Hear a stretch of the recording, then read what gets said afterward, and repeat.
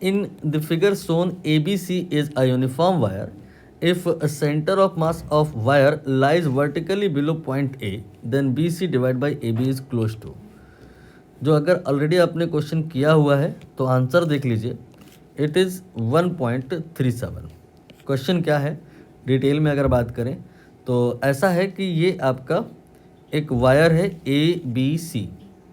ये wire B point पे यहाँ पर बेंडिंग हुई है और एंगल है 60 डिग्री। ए से बी तक की जो लेंथ है सपोज कर सकते हैं आप स्मॉल एल, बी से सी तक की जो लेंथ है सपोज कर सकते हैं कैपिटल एल।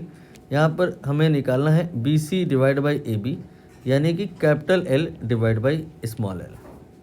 ठीक है, क्वेश्चन में गिवन है कि इस सिस्टम का जो सेंटर ऑफ मास है वो ए पॉइंट के जस्ट बिलो है, राइट। तो इसका मतलब हम अगर कुछ एक्स एक्सेस वाई एक्सेस माने तो एक्स कोऑर्डिनेट पे कंडीशन गिवन है। पहले एक्सेस बना लेते हैं, ये वाई एक्सेस है और ये एक्स एक्सेस है, और जो इस सिस्टम का सेंटर ऑफ मास है वो ए पॉइंट के जस्ट बिलो है। ए पॉइंट पर अगर हम एक वर्टिकल लाइन मान लें तो इस लाइन पे कोई भी पॉइंट आप कंसीडर करो, x coordinate of that will be what, L cos theta. ये कांस्टेंट होगा। एल कॉस थीटा कैसे, यहाँ पर मैंने इस ट्रायंगल को फोकस किया है तो ये आपका जो आएगा base that will be L cos theta, L cos 60 L/2। ठीक है, इस पॉइंट का एक्स कोऑर्डिनेट L/2 ही होगा, इस पॉइंट का L/2 होगा। इस लाइन में कोई भी पॉइंट होगा उस लाइन पर कोऑर्डिनेट जो होगा, एक्स कोऑर्डिनेट जो होगा वो L/2 होगा। और सेंटर ऑफ मास इन्होंने कहा है कि ये आपका एक्स ए पॉइंट के जस्ट बिलो है। इसका मतलब सेंटर ऑफ मास का जो एक्स कोऑर्डिनेट है वो L/2 के बराबर है, राइट। अब यहाँ पर हम सेंटर ऑफ मास का एक्स कोऑर्डिनेट निकालने की कोशिश करेंगे। कैसे करेंगे, ये जो रॉड है इस रॉड को हम इसके मिड पॉइंट से रिप्लेस कर देंगे। सिमिलरली इस रॉड को इसके मिड पॉइंट से रिप्लेस कर देंगे तो पिक्चर में हमारे पास ओनली पॉइंट ऑब्जेक्ट आ जाएंगे। ठीक है, यहाँ पर सबसे पहले रॉड का मास देख लो कितना होगा। ये जो आपका ए से बी तक है ये है एल, मास जो होगा लेंथ के रेशियो में होगा।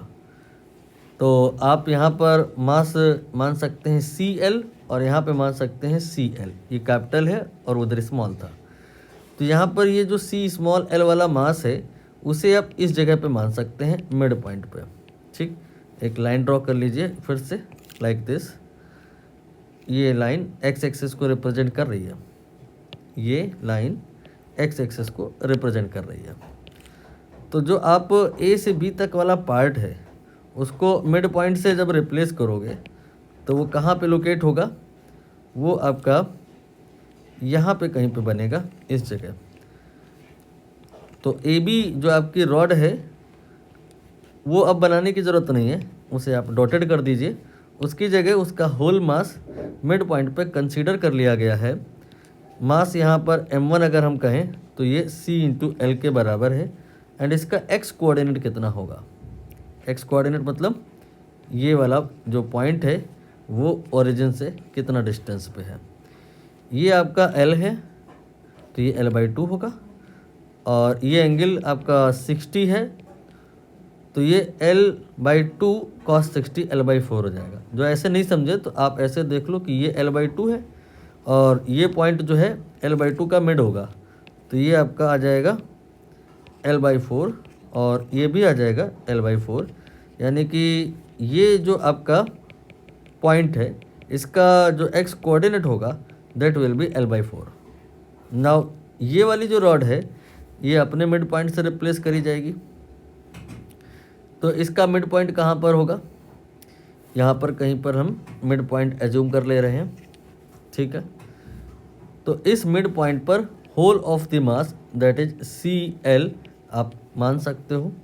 यहाँ पर हमने इसको फिर से बना लिया, तो इसका जो एक्स कोऑर्डिनेट होगा वो कितना होगा, यहाँ से यहाँ तक ये पूरा जो है वो L है, तो ये जो होगा ये L/2 होगा, तो एक्स कोऑर्डिनेट आ गया L/2। एक बार आप दोबारा से लिखें, दोनों ही के m1 के और m2 के। m1 का जो x कोऑर्डिनेट है, आई होप आप समझ गए होंगे, ये l/4 होगा। m2 का जो x कोऑर्डिनेट होगा वो कितना होगा, l/2 होगा। यहाँ पर x कोऑर्डिनेट में सेपरेटली लिख दे रहा हूँ, इसे x1 कहा है मैंने, ये l/4 होगा, और इसे x2 कहा मैंने, ये l/2 होगा, और m2 जो होगा cl होगा। नाउ अब आप फार्मूला लगा सकते हैं x coordinate for the centre of mass. ये हो जाएगा xcm is equal to m1x1 then plus m2x2 and divided by m1 plus m2। Value put कर लीजिए।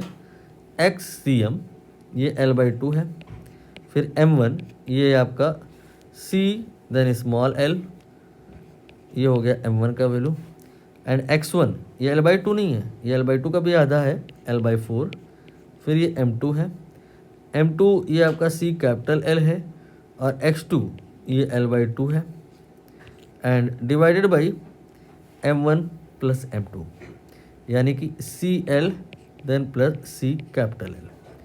अब यहाँ पर कैलकुलेशन पार्ट आएगा, जो कैंसिल हो रही हैं चीज़ें।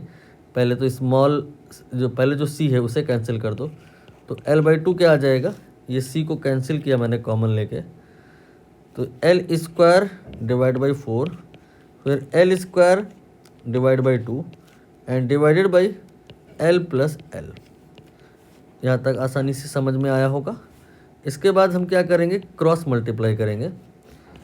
ये आपका स्मॉल l जो है capital L plus small l से मल्टीप्लाई होगा, और 2 इधर मल्टीप्लाई होगा, तो कितना आ जाएगा, इसको आप 2 से मल्टीप्लाई करेंगे तो ये हो जाएगा l²/2, और इसको आप मल्टीप्लाई करेंगे तो ये हो जाएगा ओनली l², और ये l आपका इस छोटे वाले l से मल्टीप्लाई होगा तो l² हो जाएगा, और ये कैपिटल L और ये small l, capital L small l हो जाएगा।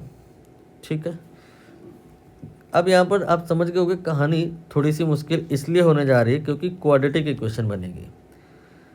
यहाँ पर आप कैपिटल L के रिस्पेक्ट में क्वाड्रेटिक इक्वेशन बना लो, तो कैपिटल L² लिखा जाएगा, और फिर कैपिटल L का जो और कोई अगर टर्म है तो उसे लिखा जाएगा, जैसे कि ये आपका हो जाएगा -l देन कैपिटल L। फिर इसके बाद में आप इस l² को लेफ्ट में ट्रांसपोज कर सकते हो, यह आ जाएगा -l²/2 इक्वल टू 0। आप चेक कर लीजिए, मुझे लग रहा है कैलकुलेशन एरर अभी तक तो नहीं हुई है। नाउ अब हम यहाँ पर सीरीधराचार्य लगाएंगे। इसके लिए ए बी सी आप एक बार अच्छे से देख लो। A1 है कोफिशिएंट ऑफ l², एंड जो B होगा वो होगा coefficient of capital L that is -l, और जो C होगा वो होगा -l²/2। धराचार्य फार्मूला क्या होता है, कैपिटल L को निकालने के लिए होता है -b plus minus under root के अंदर b² - 4ac divided by 2a।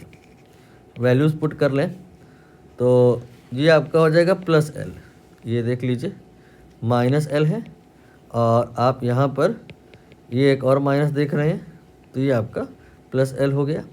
फिर प्लस माइनस अंडर रूट में b का स्क्वायर, ये l² हो जाएगा, -4 a की वैल्यू 1 और c की वैल्यू -l²/2।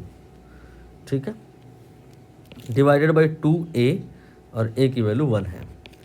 ये आ जाएगा l प्लस माइनस, यहाँ पर 2 माइनस हो रहे हैं तो ये प्लस हो जाएगा, और ये इसको कैंसिल करेगा।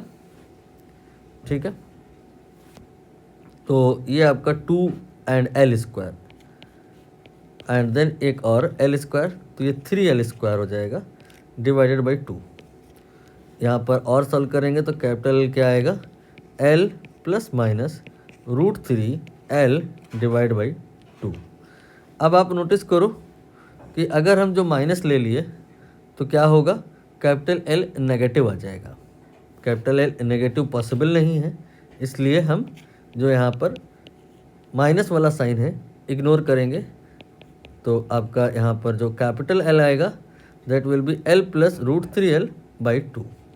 You can say √3 + 1 then L/2. रही बात रेशियो की, तो इस L को आप इसके साथ डिवाइड कर दो, तो ये capital L by small l ये आ जाएगा √3 + 1 / 2. अब √3 की चाहो तो आप वैल्यू रख सकते हो, तो √3 की वैल्यू रखने जा रहे हैं, ये होती है 1.73 ऑलमोस्ट, देन +1 / 2. अब यहाँ पर हम 1.73 में 1 जोड़ लेंगे, तो ये आ जाएगा 2.73 / 2. 2.73 का जो हाफ करेंगे तो ये लगभग 1.365 आएगा, जिसे आप 37 भी कह सकते हैं. तो यहाँ पर यही आंसर हो गया, दैट इज़ 1.37.